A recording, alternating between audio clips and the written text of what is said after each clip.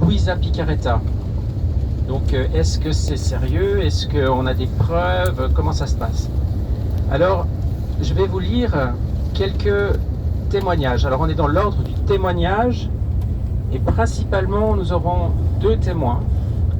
Le premier d'entre eux, c'est le père Giuseppe Bucci, qui a été donc un enfant de Corato, et sa tante Rosaria Bucci était une personne qui vivait avec Luisa. C'était un peu sa dame de compagnie, c'était elle qui prenait soin d'elle, qui filtrait un peu la porte d'entrée, j'imagine, et puis donc qui avait une grande intimité avec la sainte, la Santa. Et donc le père Bucci a écrit un livre de mémoire où il révèle un peu ce que lui, en tant qu'enfant, a vécu. Il a des anecdotes qu'il a vécues lui-même, et aussi où il rend compte de ce que sa tante lui a dit, lui a confié sur la vie de Luisa. C'est un recueil qui a été traduit en français, on le trouve sur Internet. Et à propos du père Bucci, je ne vais pas faire une grande présentation du personnage, mais j'ai remis sur Amen Fiat ce matin une vidéo traduite de lui. C'est un entretien où il est interviewé par différents pèlerins en visioconférence comme ça, et où il parle, où justement il raconte un peu ce qu'il a vécu, et puis vous verrez, c'est une personnalité forte et attachante. Il était un peu bourru comme le Padre Pio, donc c'est assez rigolo parce que il se ressemble un petit peu, en tout cas dans mon imaginaire. Donc ce que je vais vous lire au départ, ce sera donc des extraits de ce recueil de mémoires qu'il a publié. Et il faut savoir que le père Bucci était donc aussi en lien avec le procès de béatification, avec l'évêque de Trani, etc. Donc il a participé, il était membre de l'association avec sœur, je ne sais plus comment elle s'appelait, la sœur qui est décédée aujourd'hui, je ne veux pas dire, mais Assunta, je crois. Et donc il était vraiment au cœur aussi du processus qui a lancé la cause de béatification, et donc c'est pas quelqu'un, on va dire c'est une personne de référence, on peut dire.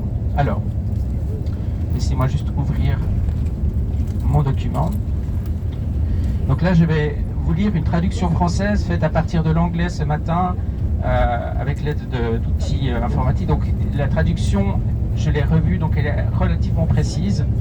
Maintenant, voilà, s'il y a des phrases qui ne sont pas très claires, c'est peut-être qu'elles ne sont pas non plus très claires au niveau de la source. Je commence la lecture. La servante de Dieu Luisa Picaretta et Saint Padre Pio de Pietrelcina se connaissaient depuis longtemps, sans pourtant ne s'être jamais rencontrés. Car Luisa était toujours clouée au lit, où elle demeurait assise, tandis que Padre Pio restait enfermé dans le couvent des Pères Capucins de San Giovanni Rotondo. Une question se pose naturellement. Comment sont-ils venus à se connaître? Il est difficile de le découvrir, mais une chose est certaine, tous deux se connaissaient et s'estimaient. Ma tante, Rosaria Bucci, raconte comment Luisa parlait avec respect et vénération du bienheureux père, le décrivant comme un véritable homme de Dieu, entre guillemets, véritable homme de Dieu, qui devait encore affronter de grandes souffrances pour le bien des âmes. Vers 1930, une personnalité bien connue se présente chez Luisa, envoyée personnellement par le Padre Pio. Il s'agissait de Federico Abresch. Retenez ce nom parce qu'on va l'entendre encore plus loin. Un converti de Padre Pio. Federico parla longuement avec Luisa. Ce qui se dire ne nous est pas connu, mais une chose est certaine, Federico Abresch devint un apôtre de la divine volonté et se rendait régulièrement chez Luisa, avec qui il avait toujours de longues conversations. Lorsque son jeune fils reçut sa première communion des mains de Padre Pio, Federico fut immédiatement conduit ensuite, fut immédiatement conduit ensuite auprès de Luisa, qui, selon le récit, annonça qu'il deviendrait prêtre. Le petit garçon d'alors est aujourd'hui prêtre et travaille à la congrégation pour les évêques à Rome. Il est connu sous le nom de Monseigneur Pio Abresch.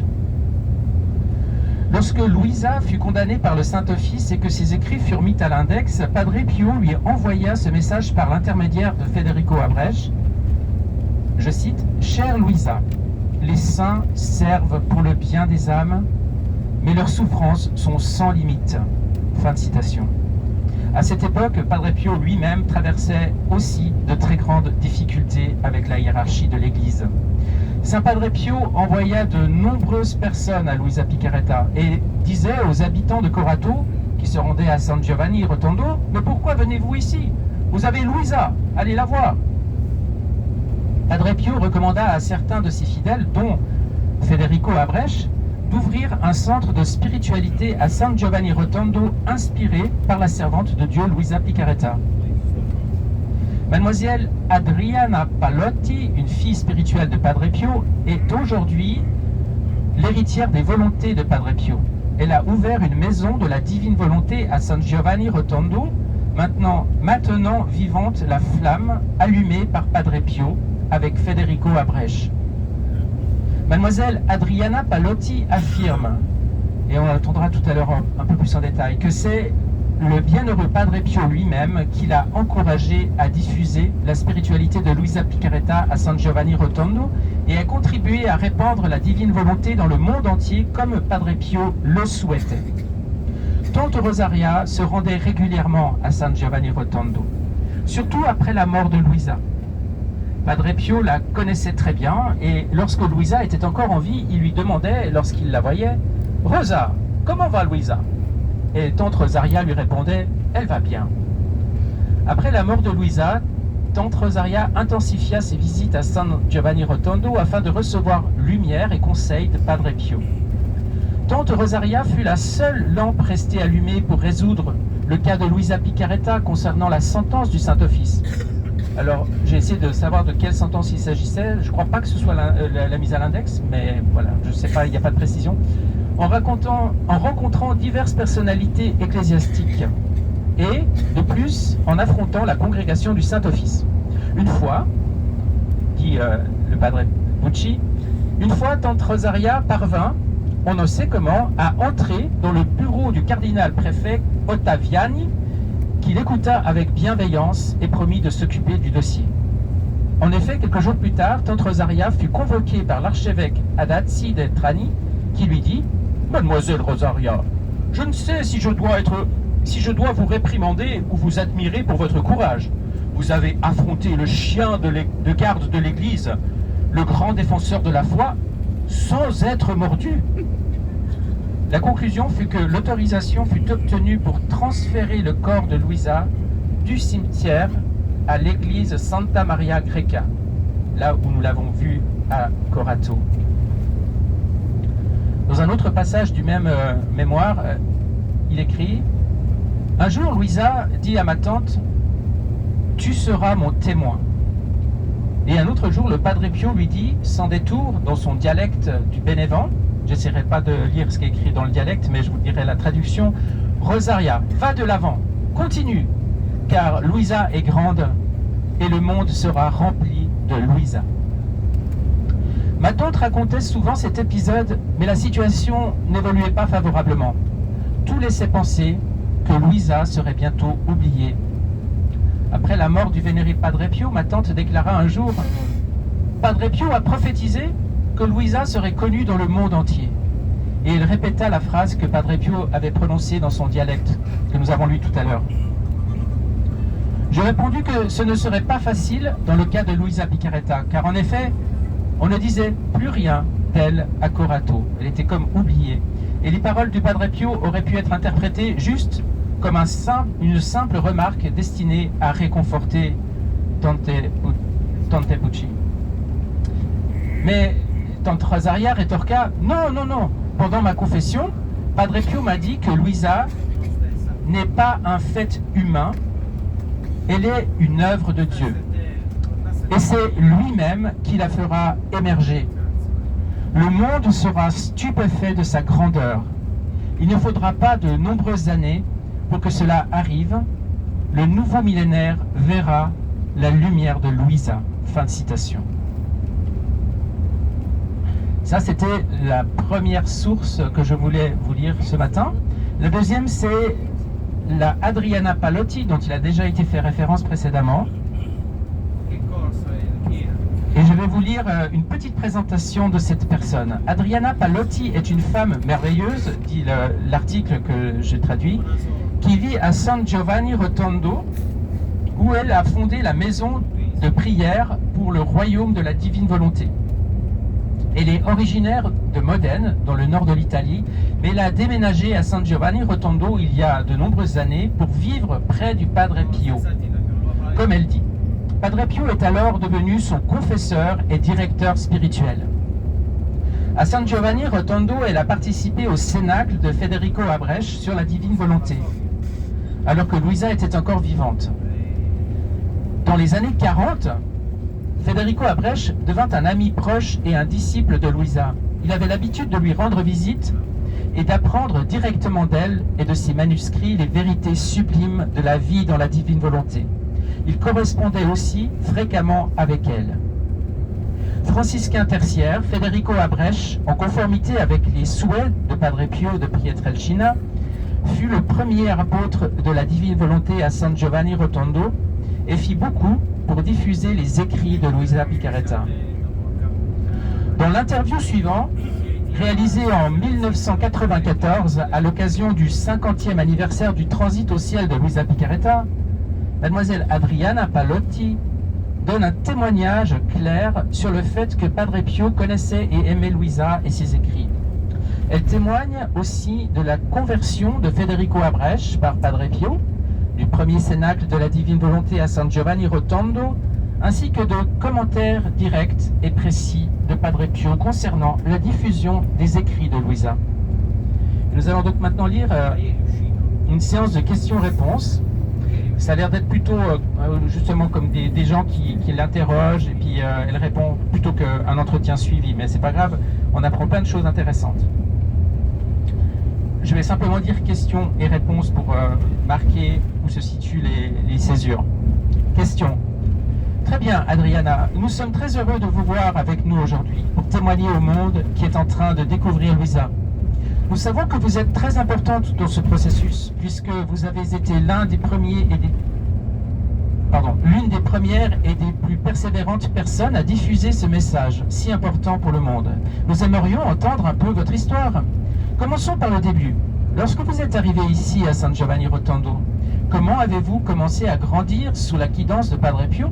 Et ensuite, vos premières rencontres avec Federico Abrech. Réponse.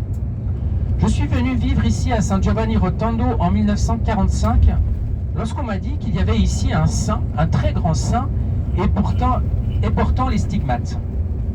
J'ai décidé de quitter la maison de mon père et toutes mes affaires pour venir vivre ici, dans la pauvreté, près de Padre Pio. Après quelques années, j'ai rencontré Federico Abrech, un Allemand converti par Padre Pio. Il était venu vivre à San Giovanni. Question. Federico n'était-il pas médecin originaire de Bologne? Réponse. Non, Federico était photographe et il avait installé son laboratoire à Bologne. Question. Et comment est-il arrivé ici? Réponse. Il était ici parce qu'un ami l'avait invité à venir voir ce grand saint.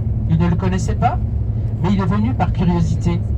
Dès que ses yeux ont croisé ceux de Padre Pio, son cœur fut touché et il ressentit le désir de s'agenouiller à ses pieds.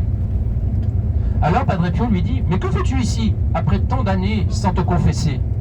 Et il dit « Père, aidez-moi, s'il vous plaît. » Alors Padre Pio répond « Reprends à partir de ta dernière confession. » Non, non, je ne veux pas dire cette confession-là maintenant. Je veux dire depuis ta dernière confession avant ton mariage.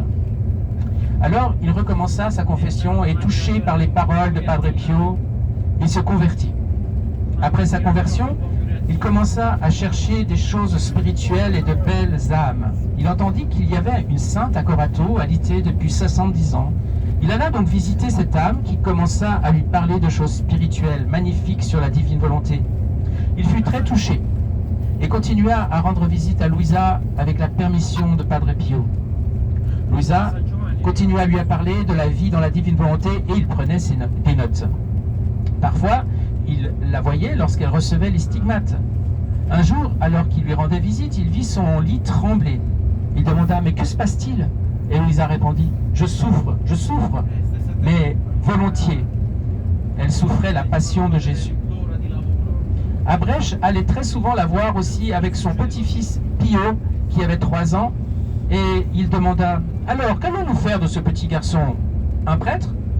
Et Louisa répondit « Eh bien, prions !» Et en effet, Pio devint prêtre et se trouve maintenant au Vatican. Abrèche continua toujours à la visiter. Il apprenait d'elle à partir de ses cahiers qu'elle écrivait la nuit. Il les copiait puis les lui rendait. Nous avons appris cette spiritualité de lui puisqu'il a toujours conservé ses écrits. Question. Donc, il a commencé ses premiers petits cénacles. Réponse. Oui, le soir, nous allions écouter ses conférences sur Louisa. Nous étions enthousiastes. J'attendais avec impatience d'y aller, chaque samedi soir. Nous étions environ 5 ou 6. Il parlait chaque semaine pendant 1h30, mais nous ne voulions jamais qu'il s'arrête tellement nous aimions cette spiritualité. Il s'agissait de donner notre volonté humaine à Dieu et de recevoir sa volonté en échange, afin de devenir divinisés. En entendant cela, nous sentions avoir trouvé le paradis sur la terre. Nous étions enthousiastes, et Padre Pio l'était aussi. Une fois, j'ai demandé à Padre Pio, « Père, est-il bon pour moi d'écouter, de transcrire et d'imprimer les écrits de Luisa Picarretta ?» Et il répondit, « Oui, répète-le. » Alors je demandais encore, « Père, puis-je donner un peu d'argent à Andrea Magnifico pour acheter l'équipement afin d'imprimer des livres de Luisa ?» Et il dit encore, « Oui. » Alors je compris que c'était vraiment la volonté de Dieu que les écrits soient imprimés. Et nous l'avons fait. Question. En quelle année Federico a-t-il commencé ses conférences? Réponse. Avant que j'arrive, en 1945. Il avait déjà commencé avec un autre groupe. Donc, Louisa était encore vivante. Oui, Louisa était encore vivante. Donc, vous avez commencé dans les années 50? Oui, j'ai commencé dans les années 50 à parler de Louisa à mes invités chez moi. Tous étaient enthousiastes de cette spiritualité de la divine volonté. Question. Qui étaient les autres âmes? Vous et qui d'autre?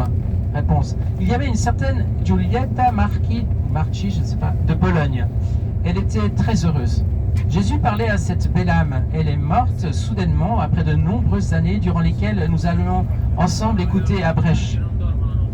Avant de mourir, elle me dit, « Adriana, tu dois acheter des cassettes et enregistrer tout ce qu'Abrèche dit parce que dans le futur, tu devras parler de cette spiritualité. Le Seigneur le veut parce qu'il veut nous délivrer de la misère de la volonté humaine afin que nous vivions de manière divine. » Question. Parlez-nous d'Andrea. Quand l'avez-vous rencontré? Andrea Magnifico de Milan est venu chez moi pour changer d'air. Je lui ai dit que nous allons écouter Abrèche qui parlait de la spiritualité d'une certaine Luisa de Corato qui vivait au lit depuis de nombreuses années. Et que la spiritualité que Jésus enseignait à Luisa était si sublime et si grande que nous avions l'impression de vivre au ciel, plus que sur la terre. Alors il dit, je veux venir l'écouter. Et après être venu, il dit, ah, enfin, j'avais demandé à Saint Joseph de me faire connaître s'il existait quelque chose dans la vie spirituelle de beaucoup plus grand que ce que je connaissais déjà. Et la voilà. Saint Joseph me fait découvrir cette grande nouveauté, tellement plus grande que tout le reste. Question. Donc il a commencé à faire des copies des livres? Réponse. Oui, il a commencé avec des photocopies que nous donnions à beaucoup de personnes et nous avons commencé à les distribuer aussi à des prêtres et d'autres. Beaucoup d'âmes les ont suivis et étaient très heureuses de ces enseignements spirituels que Jésus avait donnés à Louisa et que par Louisa nous pouvions connaître. Question. Y a-t-il d'autres choses dont vous vous souvenez que Padre Pio a dit au sujet de la divine volonté? Parliez-vous avec Padre Pio de Louisa? Réponse. Oui, je lui ai demandé s'il était bon d'acheter un enregistreur pour enregistrer les